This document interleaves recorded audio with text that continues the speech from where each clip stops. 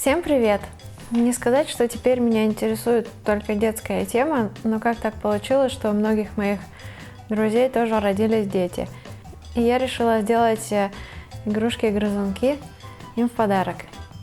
У нас есть сосед по участку, и он узнал, что я работаю в мастерской. И у него был вот такой вот кусок дуба, он его отдал мне, и из остатка этого дубового полена я сделаю грызунки.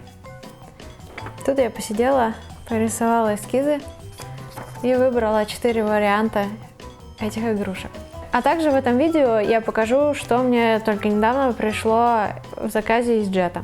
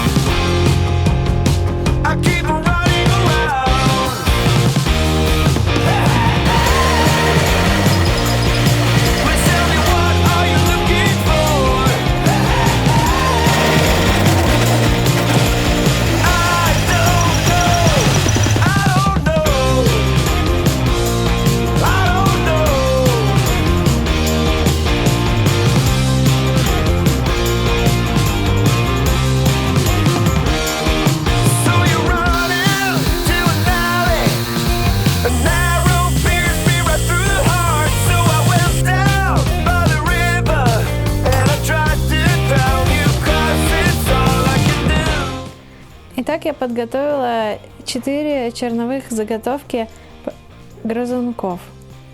Морковка, подводная лодка, это будет космонавт и рыбка.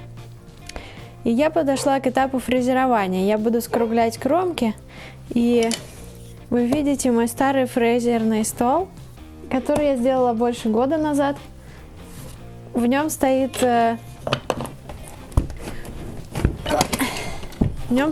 ручной кромочный фрезер, и часто не хватает его мощности, поэтому у меня появились некоторые обновки, которые я сейчас и покажу.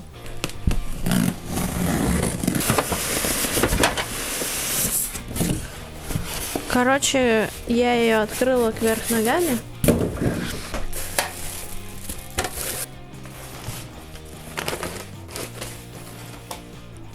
Ну, собственно, наверное, вы уже догадываетесь, что это такое. Это фрезерный стол, это его чугунная платформа, и сюда я установлю свой фрезер Тритон. Он сюда уже идеально подходит, и к нему никаких не надо вспомогательных переходников или чего-то еще. И сейчас покажу, что в остальных коробках. В этой коробке находятся такие интересные штуки. Это задвижки, которые я хочу установить в систему стружку удаления. Они как раз стыкуются с трубой диаметром 100 мм. И я пущу эту трубу от стружкоотсоса, клееночной пиле и фуганки. А это новые слайдеры для ленточной пилы. Мои уже износились, поэтому поставлю новые. Вообще в будущем буду заказывать ролики. Это настоящие столярные тиски. До этого у меня были только слесарные тиски, в которых плохо было зажимать дерево, потому что они его повреждали.